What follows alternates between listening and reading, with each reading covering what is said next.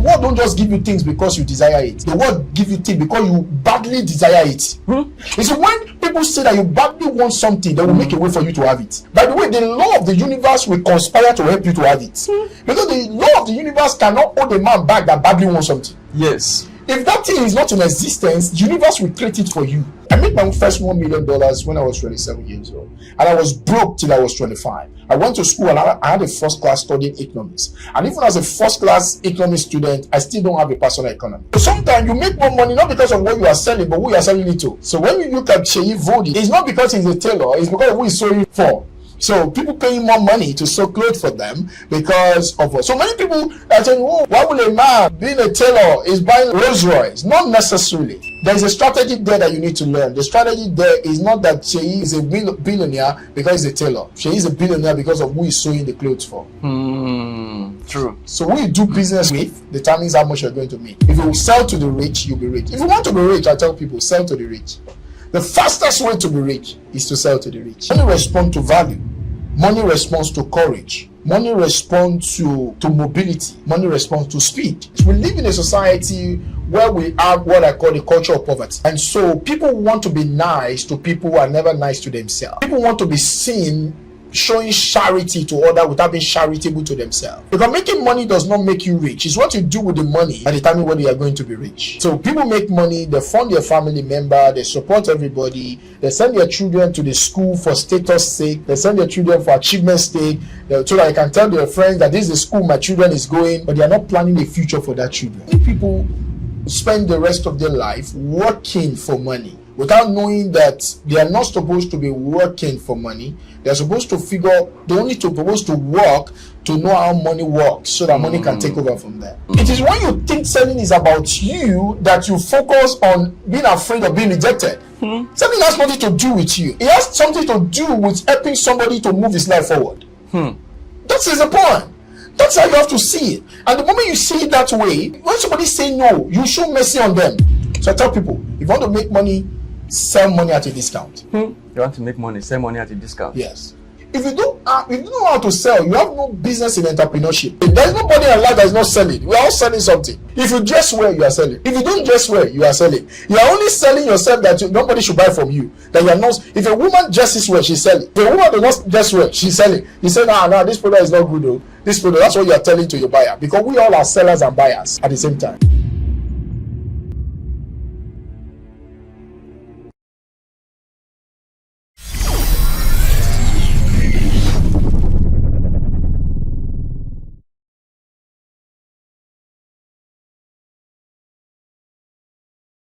Now, how does money work? Money, when you work for money, you grow. When money works for money, money grows. When you work for money, you grow. You grow. When money works for money, when money works for you, when money works for you, money grows. Money grows. Money is not designed to work. Money, you are not designed to work for money, because money has the nature of God. It never sleeps nor slumber. It means that if you are working for something that never sleeps nor slumber, you are going to be a slave for the rest of your life. You know, let's give an example. You are my boss, hypothetically, and until when my boss sleep, I cannot sleep. Just follow that thought. And if my boss does not go to sleep, I don't sleep. And then you don't sleep. What will happen to me? It means you won't sleep. So that's what happened to a lot of people. So a lot of people are working for what does not sleep.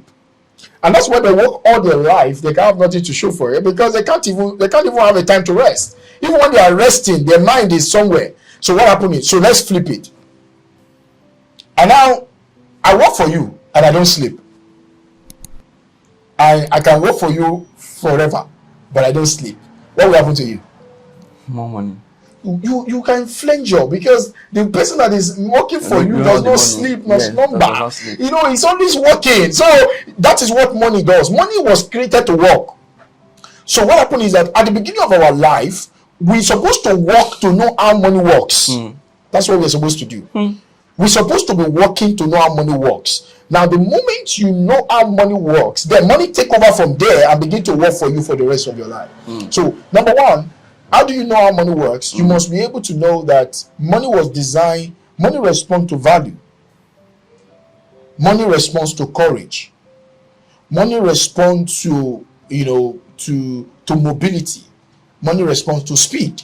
So we call it velocity. So we must know how money works. Money responds to value. Money responds to problem being solved. So because money was created for human being. Human being was not created for money. Money was useless without human beings. It is human being that give money value. Money does not have value on its own.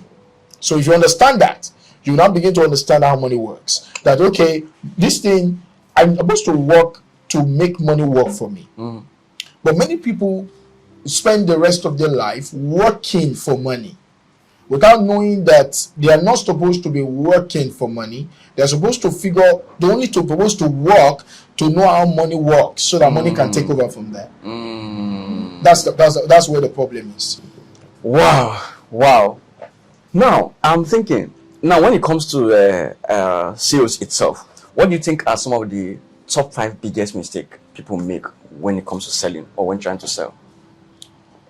Well, number one, one of the mistakes that people make is that people try to sell without figuring out the need of the people they're selling to.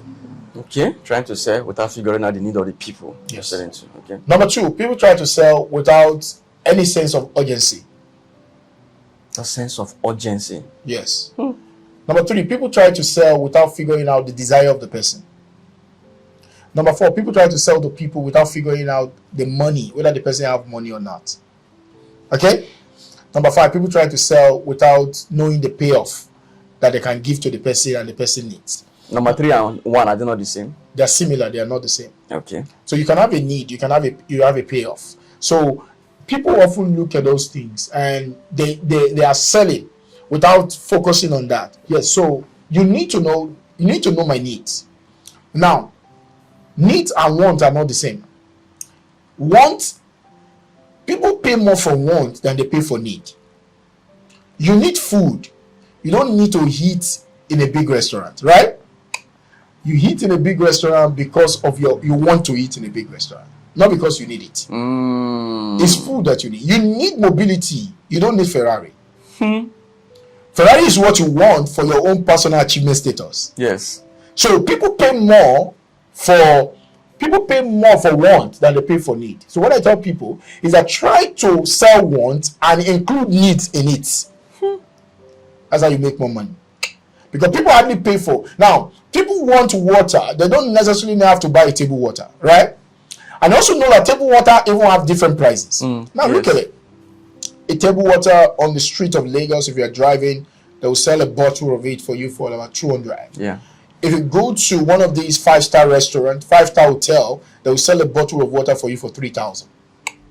The same water. The same water that you buy. So what you don't need that water there. You want it. They are selling you the atmosphere. They are selling you the experience. So people pay more for vanity than they pay for value. People pay more for vanity than they pay for value. So of recent, people started talking about a fashion guy. His name is H.E.A.R.T. And they started talking about H.E.A.R.T. is not collecting money for the clothing. Clothing is a need. It's collecting money for the vanity. It's collecting money for the achievement status. Because you see, you must learn to sell to the heart.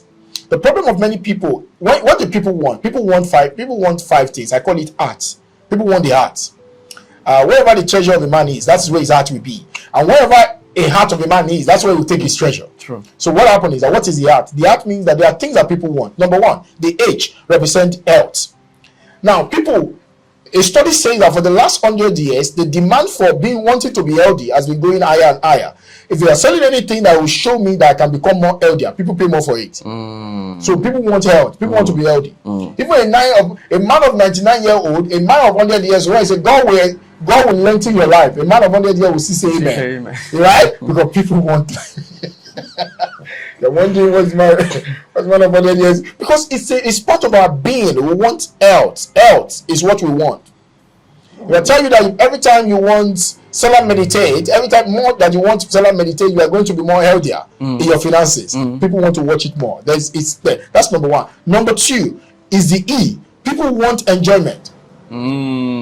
Enjoyment. You know, we live in a nation that have a party spirit. This is a nation of a party spirit. People love enjoyment. People enjoy for no reason in this country. So if you can tell me that what you are selling can increase my enjoyment of life, okay? People want it. People want to enjoy. People want to enjoy. People want to enjoy. If you tell me that the more I learn how to do a particular thing, I can enjoy more life. So enjoyment. That's number 2. Number 3, people want achievement. People, you see, when our ladies, Falcons, they just won the tournament, you know, the African Nations Cup. And guess what happened? Everybody is celebrating them. You know, the president have a dinner with them. You know, the Euros, they just play the Euros and England won. You know, they have to take them to Diamond Palace, and they celebrated them. They brought in what's the name of this guy, Burna Boy, to come and sing for them. Why? Because there is nothing that attracts success like success. So what happened is that achievement status, what you are selling, does it have an achievement status? You know, so sometimes you make more money not because of what you are selling, but who you are selling it to. So when you look at H.E.A.R.T, like we mentioned, it's not because he's a tailor, it's because of who he's sewing it for. So people paying more money to sew clothes for them because of what. So many people are saying, oh, why will a man, you know, being a tailor is buying Lamborghini, you know, Rolls Royce? Not necessarily. There's a strategy there that you need to learn. The strategy there is not that is a billionaire because he's a tailor. H.E.A.R.T is a billionaire because of who he's sewing the clothes for. True. So who you do business with determines how much you're going to make. Either work with the rich shall be rich, a companion of fool shall be destroyed. So if you work with the wise people, you'll be wise. If you sell to the rich, you'll be rich. If you want to be rich, I tell people, sell to the rich. The fastest way to be rich is to sell to the rich.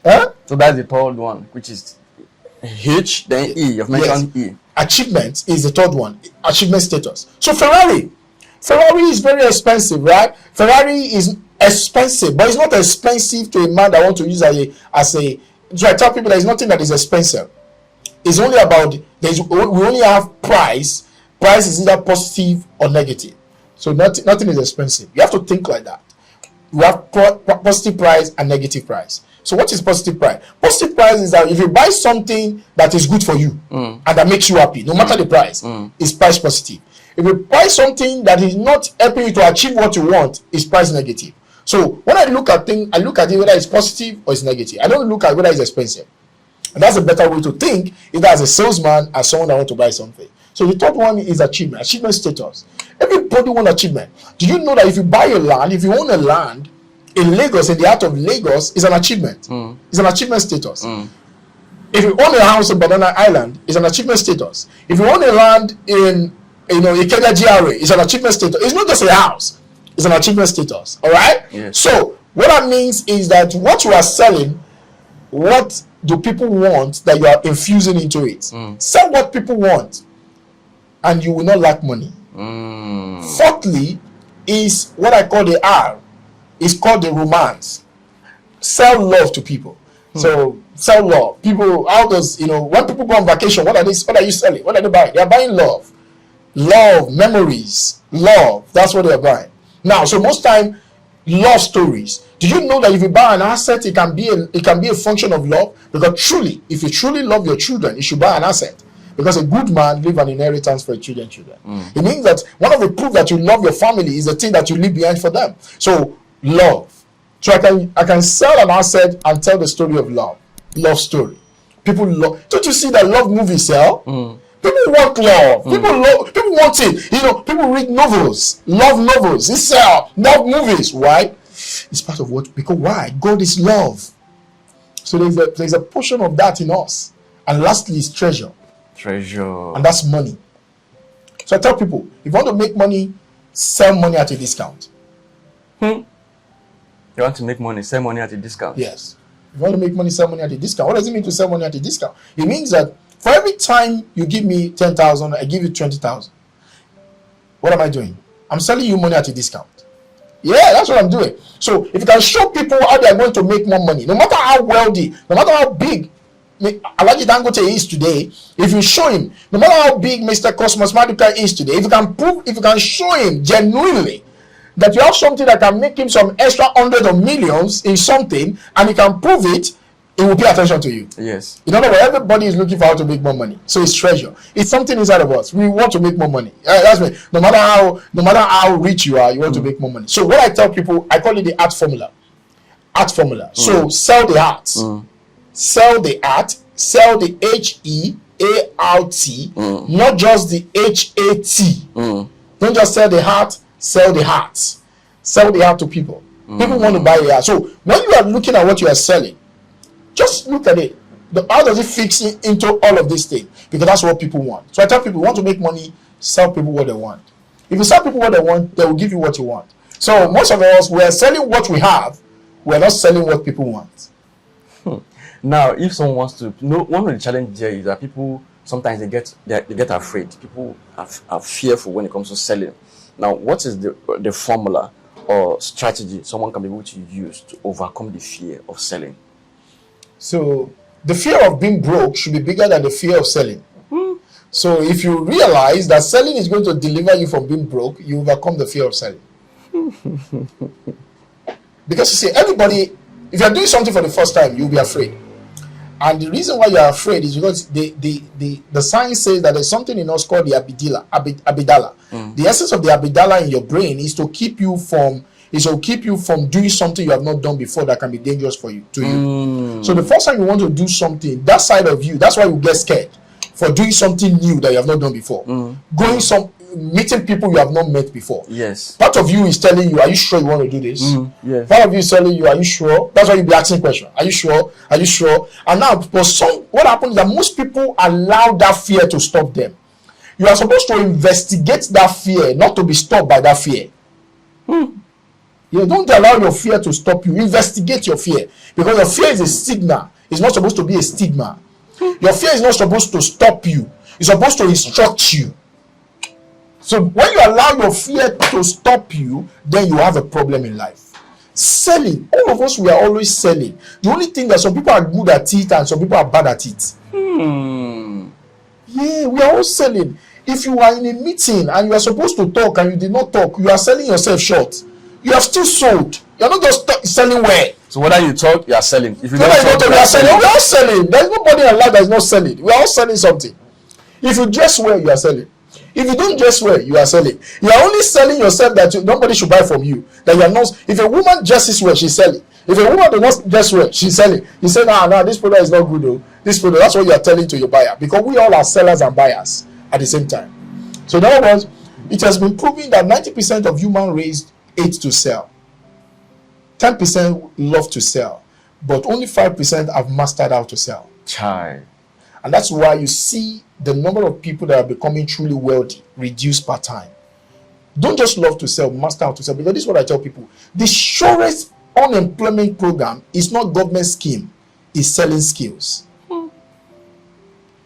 The surest way to cure unemployment is not government schemes, it's selling skills. The moment you have a selling skill, you don't need a government schemes. By the way, the government program should be about investing in people like us to teach people how to sell so that they can cure unemployment. Because a nation that know how to sell will excel.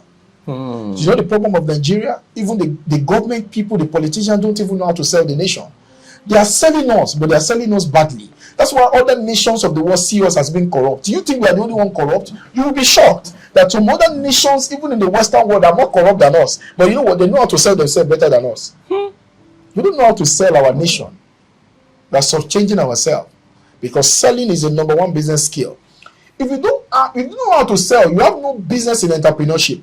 Yeah, there is nothing. Because that's the number one skill of entrepreneurship. You must know how to sell. If you want, you see, I raise money for a living. If you can't raise money, how will you do business? If you want to raise money, what do? You sell.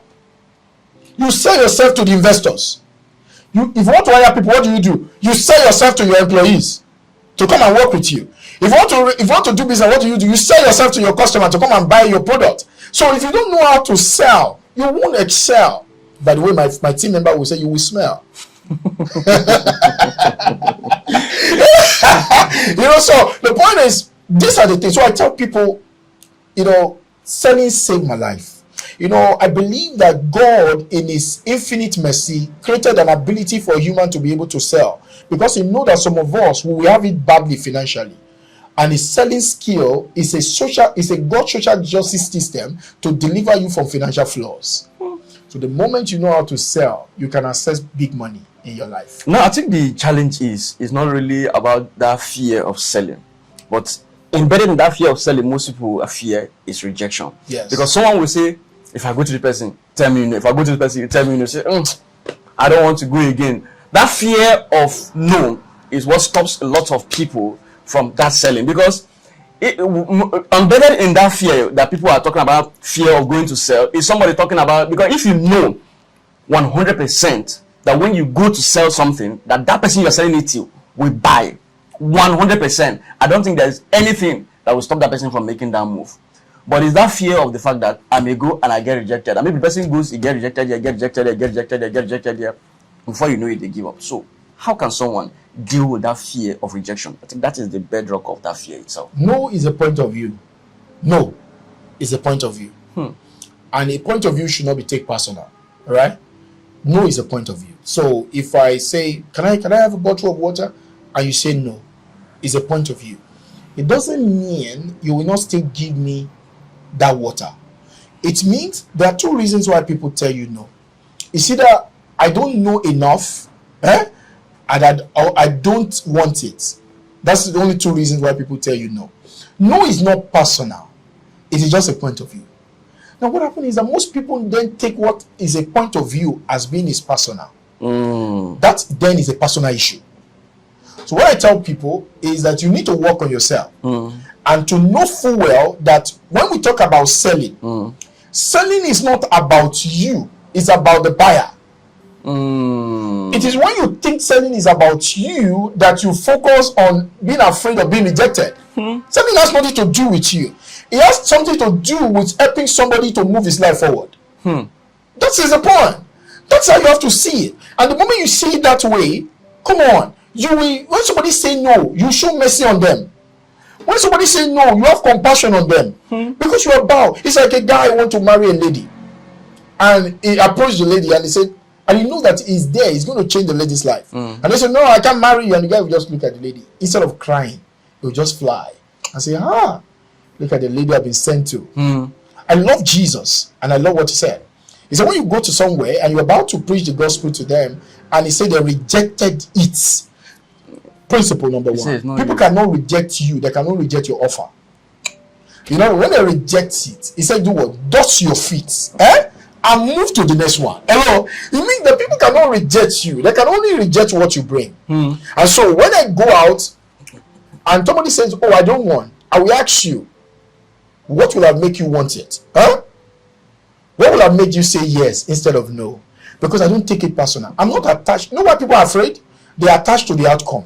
You know why people cannot call a stranger? They are attached to the outcome. They are attached to what the person is going to say. But if you are not attached to what I'm going to say, you can call anybody. You know what I tell people? I say, if you are not afraid to hear no, what are you going to attempt tomorrow? Yeah. And then when you realize that it's fear that shrink your word, courage expand your word. So what happens is that fear of what people are going to say make people not to do what they want to do. And then, if I call now, if I send that mail, they're going to say, oh, no. The truth of the matter is, you don't know who is going to respond to you. One of my mentors that changed my life forever, I chased him for almost 2 years. I keep following up, sending him mail for 2 years. I thought he was not seeing my mail until he booked an appointment. He said I should come, and I came to his office, and then he called one of his partners, and he said, you know, that guy I told you have been disturbing me? That was the guy. It means that for that 2 years, he has been seeing my mail. So I tell people, silence is not rejection. I mean, that means they are just observing you whether you truly want it bad enough. Because see, if you set yourself on fire, the world will come to watch you burn. And what happens is that many people are not really ready for what they are looking for. If you are mad for it, you'll be made by it. So what happens is that many people are not mad for what they want to be made by. And they are wondering. You see, the world don't just give you things because you desire it. The world give you things because you badly desire it. That is the word. You badly desire it. You see, when people say that you badly want something, they will make a way for you to have it. By the way, the law of the universe will conspire to help you to have it. Because the law of the universe cannot hold a man back that badly wants something. Yes. If that thing is not in existence, the universe will create it for you. Is that bad? He said, even the Bible say where they are going, where their mind is when they are building that tower. Nothing can stop me. He said, that word. He said, nothing can stop them. That's what he have imagined. He said, nothing can stop them. So what I tell people is that when somebody tell me, Tade, I'm afraid, I then say you don't want it. When I show you a product and somebody say, Tade, I cannot afford it, I say you don't want it. That's what reason I don't want it. I said you don't want it. I said because people don't get what they can afford, people get what they want. True. Because many things in your life, you will agree with me, many things in your life that you have, you get it not because you can afford it, but because you want it. True. So when people tell me they can't afford something, I tell them it's because you don't want it. If you truly want it, you can afford it. You see, it's what you truly want that become affordable. It's what you truly want that become affordable. When you want something badly, it becomes affordable. True. But when you truly want it, you make an excuse. So I tell people, I don't live based on what I want. I live what I can afford. I live based on what I can advance me. Because there are two ways you can live. Living based on what you can afford, or living based on what can advance you. I want to be advanced. I don't want just to live like I can afford. Because until when I live based on life that can advance me, that I will be able to afford it. So when people say I cannot sell, but then I tell you, but can you afford to remain the way you are? They say no. Can you afford to remain having more months than money? They say no. When you tell me you cannot afford something, no. So when you are afraid, I understand. I understand because you are taking rejection personal.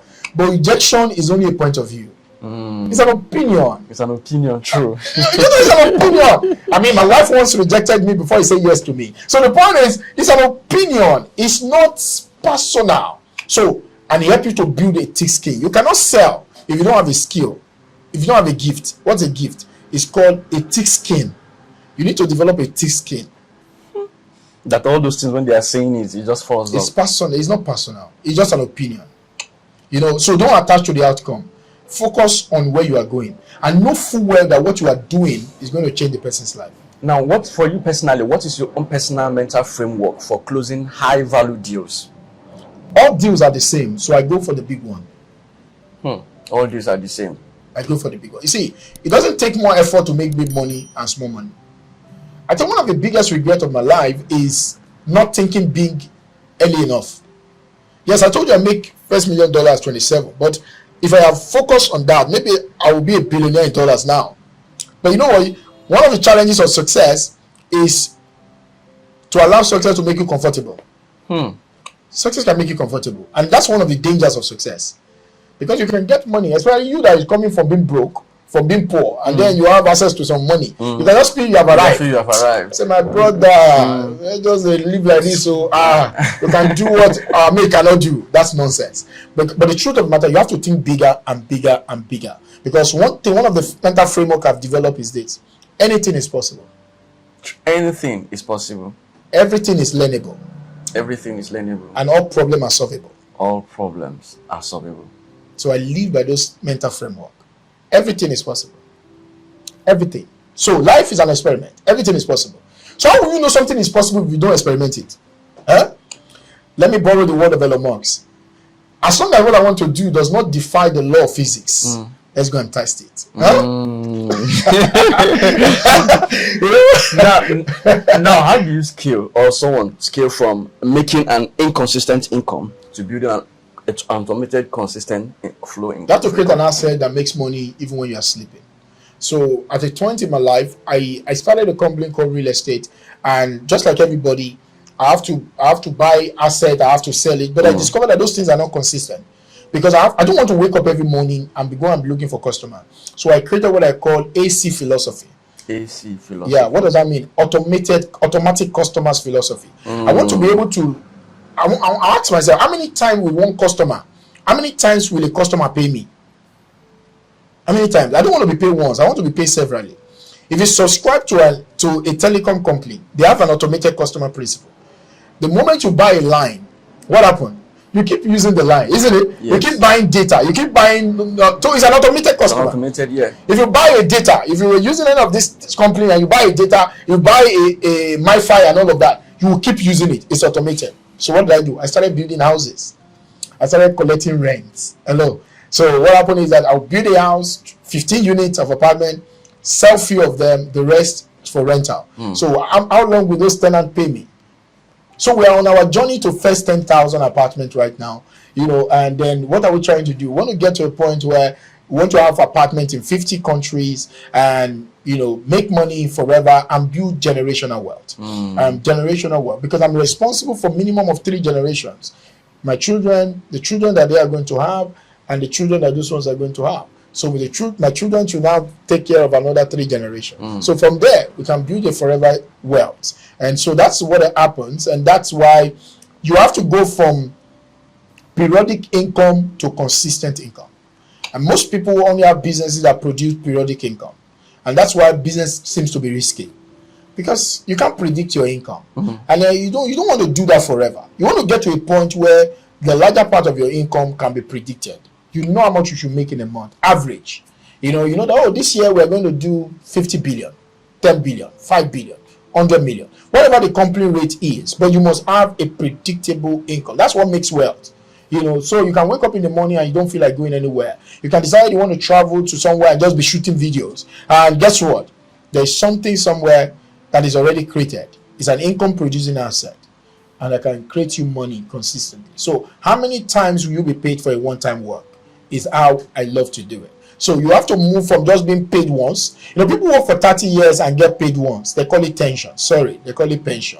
So they get that, and then that is all. But I want to work once and get paid for 30 years. That is called asset, and that is called freedom. Now, what do you think are some of the common financial beliefs that sabotage people from making more money, even when they are earning well? Some people believe that God is testing them with poverty. Seriously, it's a crazy belief. Crazy belief indeed. Some people believe that everybody cannot make it in life. Some people believe that it's so hard to make big money, and that's why they call it hard-earned money. Because there's nothing called hard-earned money.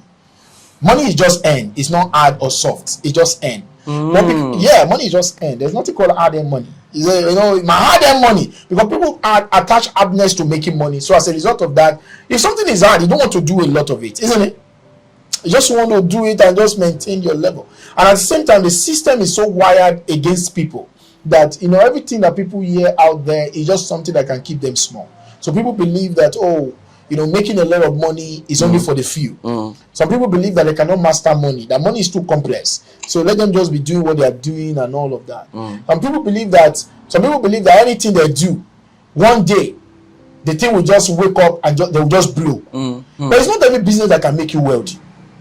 And that's what many people don't understand. It's not every business that can make you wealthy. Some people believe that every business can make one wealthy. Maybe, let me put it this way. The way you run a business will determine whether the business will make you wealthy or not. So, just doing a business, because you're a business person, does not mean you'll be wealthy. Okay. So, somebody says, if I want to make money, I have to start my own business. No. Most business people are suffering. Most entrepreneurs are just 1 month salary away from being broke. Okay? Why? Because they don't understand that it's not because you started a business does not mean you're going to be wealthy. No. You have to do it in a specific way for you to become wealthy. If a business cannot be scaled, if you cannot serve a lot of people at the same time, if a business cannot make you a big margin, all right? If you cannot have all of those things put together, if a business cannot be done even when you are not there, that means you cannot be wealthy with that business. You will just be running the business. And so you have to decide from the beginning. Am I doing this business just to get by? I'm doing this business to get ahead. Make your choice. Most people are just doing business just to get by. At least they can pay their bills. They have little money. They can solve their problem with, and that's all. And at the end of the day, you find out that they're not going anywhere. So you have to know that the business you are doing, from the beginning, you must have a purpose. The purpose is, I want to be wealthy. By the way, the word business means something that nourishes you for life. It means that business cannot nourish your life. It's not worth it. The business must give you a life. Business is not your life. It must support your life. So business is a support system. And many people, business is not supporting them. They are not supporting the business. And so those belief systems are what is keeping people, sabotaging the it's growth. Sabotaging a lot of people. And some people are so attached to their business that there are some people, if your business cannot change you, change your business. And a lot of people, they get attached to it and say this is what I've been doing. It's like somebody that is doing a typewriter business, is a typist, is a secretarial studies, and that's what he was doing. Computer came, he's still doing it. Now there's no more business because you see, there is no saturated market. There are just saturated methods. So when your method is saturated, when there is a migration of value and you are not migrating, because money moves, and so when money moves moving to something else and you are still in what money has left, you will struggle. So what happens is that most people are struggling because money has left to where it used to be. There's still money, but it's not in that place again. There's no scarcity of money, but there's the movement of it. Money moves, but many a time when money moves away from what we are doing, we don't follow the money. So I tell people, position yourself to where money is. You know why people get rich? It's either they stumble to where money is or they locate where money is. You know why people struggle? People are where money used to be or where money is not.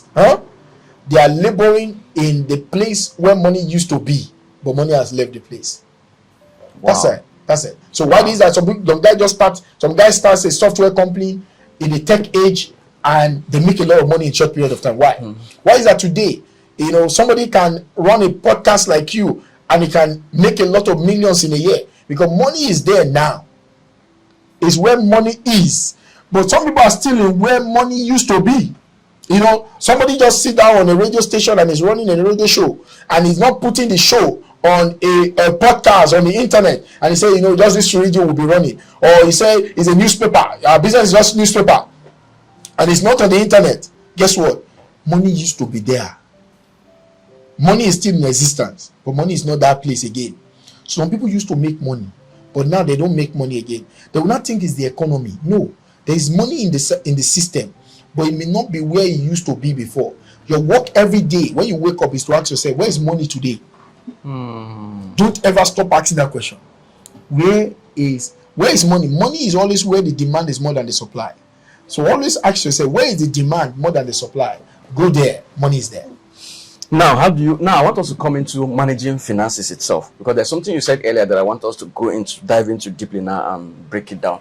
You mentioned making money is a skill, managing money is a skill, multiplying the money is a skill, and then the fourth one, preserving money is a skill. Now, making money itself, that one, I think that is what we have handled in most of our conversation. Now, when it comes to managing the money, what are the methods that one can be able to use to manage their finances? I call it, the first thing is, there's what I call financial foolishness test. And most people fail that test every day. How do you know somebody that failed financial foolishness test? If you have 100,000 today, and you spend the entire 100,000 when you earn it, you are financially foolish.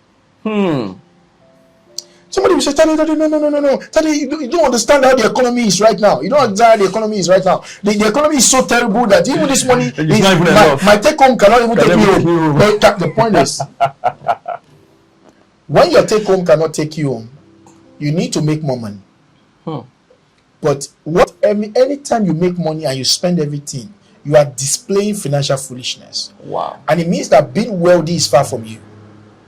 Because money, the law of money says that before you spend, you must save what you can invest. Okay? Because money is a seed. And one of the criteria of a seed, in the nature of a seed, that seed is not sweet. Seed is always bitter. Because seed is not meant to be eaten. Seed is meant to be planted. So the part of the money that you are supposed to invest, when you eat it, your future will be bitter. And that's what happened to people. So first lesson, if you spend all that you earn, financial foolishness. Second one is called what I call misguided benevolence. Misguided benevolence. What is misguided benevolence? We live in a society where we have what I call the culture of poverty. And so people want to be nice to people who are never nice to themselves. People want to be seen showing charity to others without being charitable to themselves. So they live in a misguided benevolence. You must have known one uncle, one sister, or personal self that somebody started earning some money. Because making money does not make you rich. It's what you do with the money that determines whether you are going to be rich.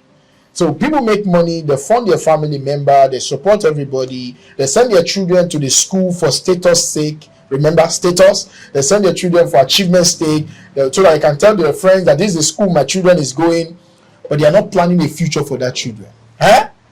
Because it is what you invest that determine the future for the children. They say, the education that I'm giving to my children is the biggest future I'm giving them. That's a lie. That's not how you give a best future to your children. Because the truth of the matter, a good man will leave an inheritance to his children. One of the inheritance that you leave to your children is also assets. Another one is philosophy. Another one is your understanding of God and people. So what happened is that you have raised them going to school, and but the truth of the matter, they also have a future. So if you don't manage your money very well, what's happened because of misguided benevolence? A lot of us have misguided benevolence. We do something out of a misplacement of priorities. We do something just to please other people, not our own future. So you need to manage money. Never spend everything that you spend there. Know the money that is coming in than the money that is going out. I tell people, make it a rule of your life. Never spend more than you make. If you want to spend more, make more. Because you see, there's what we call personal economic depression, and most people are there. If you are short of money 3 months consecutively, you are in economic depression. And a lot of people are experiencing economic depression right now. They're always broke. There's no month that comes. They work in a bank, they work in corporate firm, multinationals, but guess what happened? More money, more problem. More money, more expensive. But that's not how it's supposed to be. The purpose of making big money is not to show off. The purpose of making big money is to build a financial freedom. Convert the big money to something that can give you a big life. But what happens is that people make big money to show off, and eventually they end up having a little life. Wow. That's not how it's supposed to be. So that's the managing of money. You need to be disciplined. Saving will not make you rich. Saving only give you financial discipline. And financial discipline is prerequisite of financial abundance. Because if you don't have financial discipline, you cannot invest. You need to be able to have some money to be able to start investing. And that is very important. And that's what many people don't do. They make money and they just blow it. They make money, they buy big cars. It's not bad to buy big cars. But you see, toy is not meant to be bought by your sweat. Toy is meant to be bought by your proceed of your assets. Wow. And that is a lie that many people live in. They thought, because I'm making big money now, I should be buying toy. No. Yes. You should be making big money to buy assets that can buy you toy. I love vanity, man. I love vanity. I love to travel around the world. But guess what? My assets pay for it. Because I can't do it once and stop. I want to do it again and again and again and again and again. Without flinching. Exactly. But if I have to use my big money of my sweat to do it, it means that I can't continue. And that's why people go into corruption. Because if you have enjoyed good life, you don't want to stop. So if you don't have the money again, you will willing to do anything outside of the context of your morality to be able to sustain it. And that's what happened to a lot of people. Okay, now you've dissected managing money. Now I want us to go into you talked about multiplying money is a skill. So how can you break down that particular aspect of multiplying money? You see, the fastest way to become wealthy is to understand what we call leverage. And there's no one that becomes wealthy in this world, which is what multiplication of money is all about. Without, a lot of people focus so much on money accumulation. But wealth is not about asset accumulation. It's about asset multiplication. So that means ability to multiply what you have. And for you to be able to multiply your money, you need financial wisdom. So, and a lot of people do not understand financial wisdom, which is about the education that you have. Now, when it comes to money, there are 3 kinds of education. There's an education of the poor that says that life, just survive, okay? Just survive. There's an education of the middle class, that says just make money to get by, okay? You can pay your bills, you can be comfortable. In the palace of Nigeria, you can be okay. All right, just be okay. You can drive some moderate cars. You can end up building one house and you'll be fine. I think you can send your children to school, and if the job is not paying enough, try to get another one or relocate to another country where you can get another better job. Just be able to do that. Save some little money in a mutual fund that is not mutual agreement. But do all of those things, but there's a third one. It's called the education of the rich. Now, these wisdoms are not the same. Now, how you solve your problem, your financial problem, How you solve your financial problem, review your financial education, and you review your financial intelligence. So one day, many years ago, a guy gave birth to twins, and he works in an hospital. And because when he gave birth to the twins, he already have a child before he gave birth to the twins. It dawned on him that he will need more money, right? So what he did was, there is a shift they do at work, and he can stay longer and work more for extra hour to be able to make more money. So this guy realized that he needed more money to be able to take care of this more responsibility that he's having. The way this guy went about solving this problem is to be able to do more shift at work. Now, what happened is that by doing more shift, he will have less time being with the children. Now, that's the way the guy is solving his own problem. And the way he's solving his problem reveals his financial intelligence. Now, there's another guy that wants to be able to solve his own problem. What he does is he looks at it and says, wow, how can I be able to put my money into something that can help people to do what I want to do? So, when I wanted to start my business, I wanted to grow my business to the next level. I did not have the entire money. So what I did is I looked for investors, and I said, this is what I want to do. And this I've mastered this level of this business, and if you invest with me, you'll be able to make this money. These are the numbers and all of that. These people gave me the entire money to be able to do this business. Not one naira of my own money was there. And then I took the money and I went and I did it. So when I did it, they make their money and I make mine. Now what happened is that I was able to multiply my money because I engaged leverage the right way. So now it was based on the kind of education that I have. So the middle class education says it takes money to make money. All right. So, but the education of the rich says it takes leverage to make more money. So what happened is that other people's money. So I tell people, you can start business with money.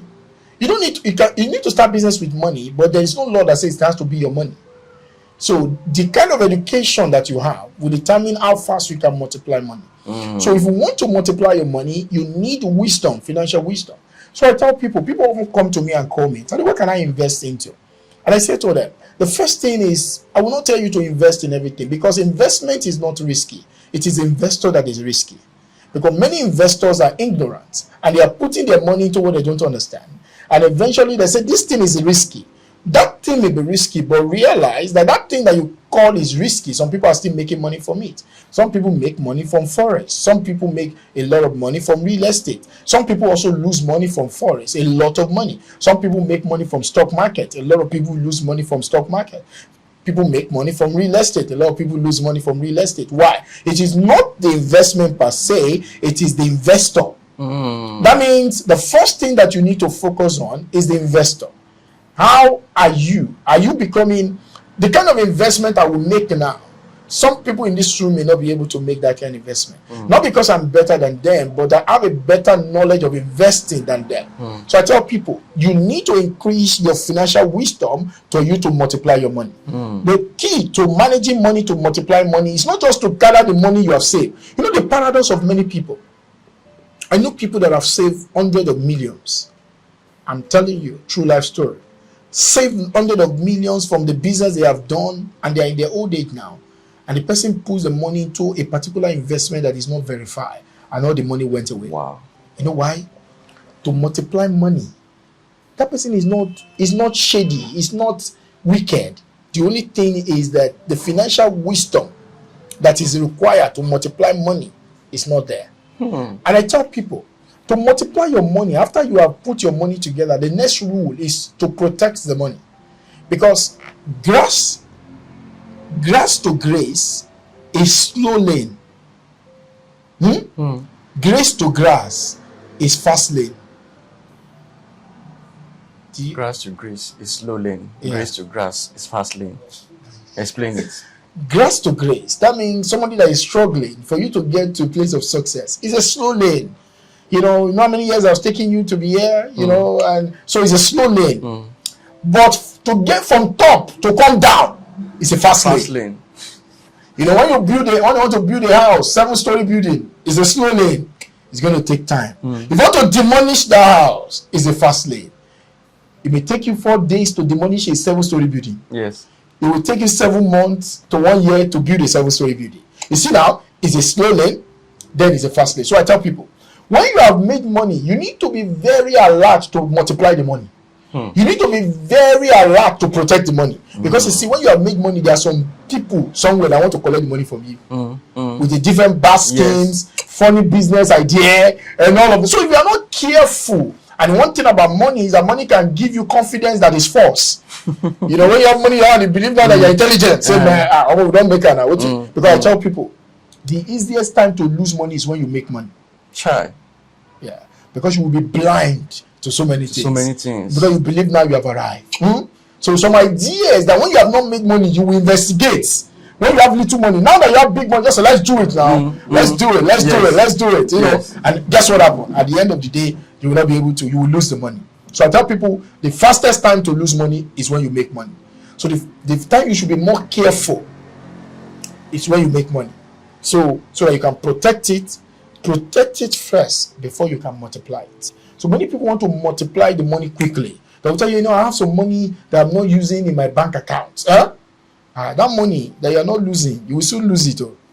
Why? Because you do not. That's why it's called investment. Investment means you investigate before you invest. So many people don't investigate something, they just invest in it. And then it's when they have invested, they now want to investigate. Hello? Have you not noticed? It's when people have invested in something, they now want to investigate. And I say, sir, have you noticed that there's something called BBB or CCC in town now? He has put his money already. He's now asking you. You now say, that thing. That's why investing, we call it due diligence. And it takes understanding. It takes wisdom. What is wisdom? Application of truth. I mean, you have to gather the truth first about something, then you apply yourself into it. So many people don't want to, because it takes time. Education takes time. Right education takes time. So people don't want to invest that time.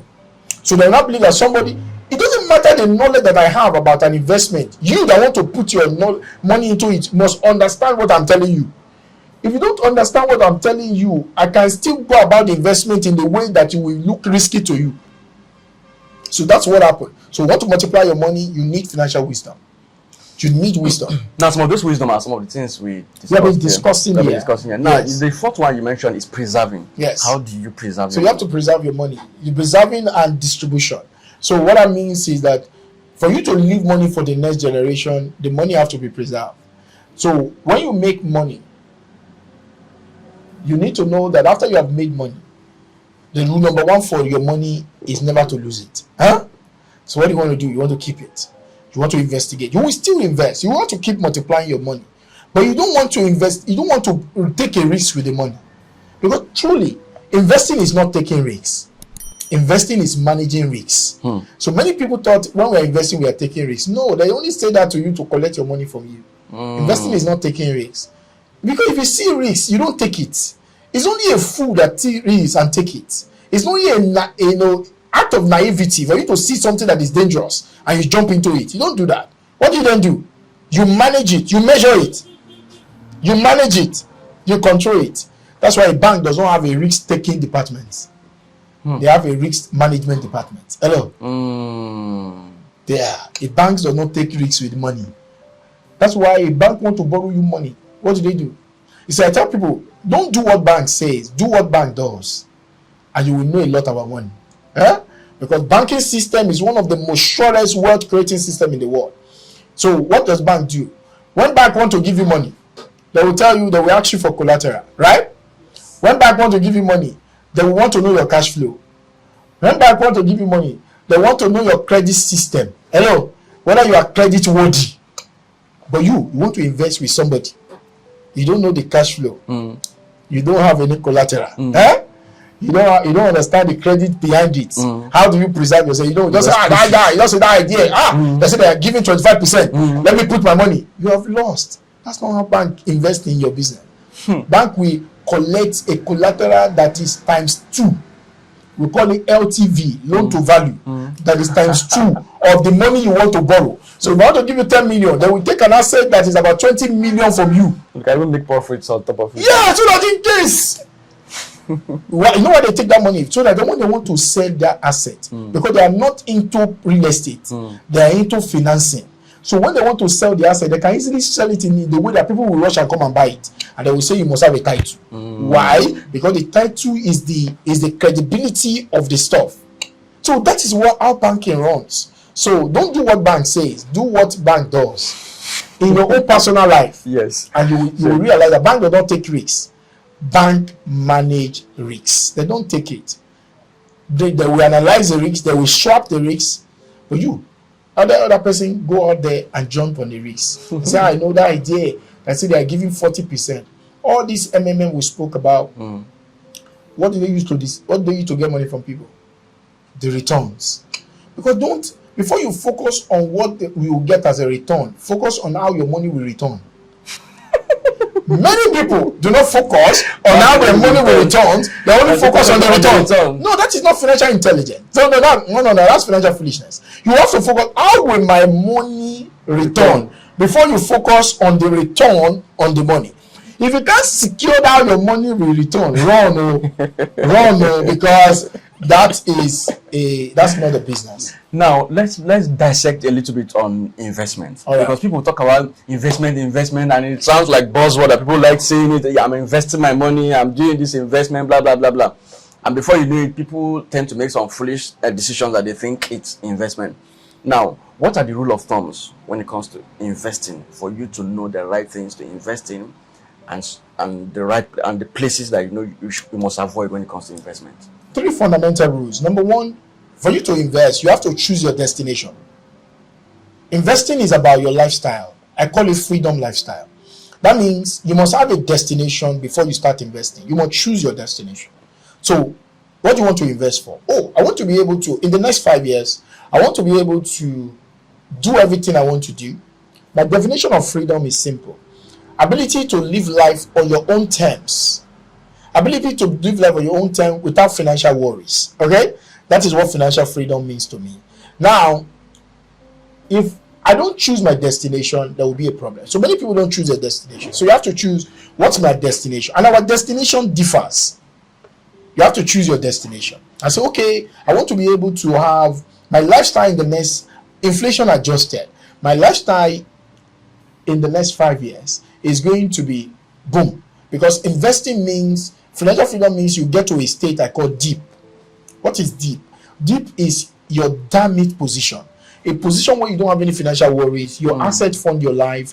Your asset can fund the life of your children. You can even make it to help other people. It's protected. That's the point you want to get. So that is your destination. The second thing then is that you will now develop your blueprints. What do I need to do? Your blueprint is like a vehicle. So what do I need to invest in? That's why I invest in real estate. That's why I invest in, I invest in real estate. I invest in, real estate apartments in Nigeria, in other African countries. I show people how to buy assets that can help them to be able to achieve, because my focus of life is freedom. My freedom is why I invest. That's my destination. That's what I do. And that's what I do from the people that come to me. So technically, you have to have a blueprint. So for me, I have a financial freedom lifestyle blueprint. So I create a blueprint. I know the blueprints that will help me to achieve this thing. And then what is the third thing that I do? Then I follow the blueprint. Simple. I follow the blueprint. So number 1, you must develop a blueprint. Number 2, you must design a blueprint. You must develop a blueprint. Number 2, you must design a blueprint. Number 3, you must be diligent to follow the blueprint. So many people don't have any destination. Somebody just say, you need to invest, you need to invest. So, okay, I have this money. Let me just buy. That's how I stock market. No, it's not about either stock market is an asset. It's called paper asset. Real estate is an asset. Commodity is an asset. Business is an asset. So I invest in real estate and I invest in business. But the truth of the matter is, it doesn't matter. Both of them does not matter. What matter is the game that I am playing. It's a financial freedom game. And that is the game that I'm playing. Now, I need to know my destination on this game. I need to design my blueprint that can lead me to my destination. It's like you want to fly the jets. They want to fly the plane. The pilot must know where they are going. They will set it on the blueprint. They will have the map. And then when they kick off, they're going somewhere.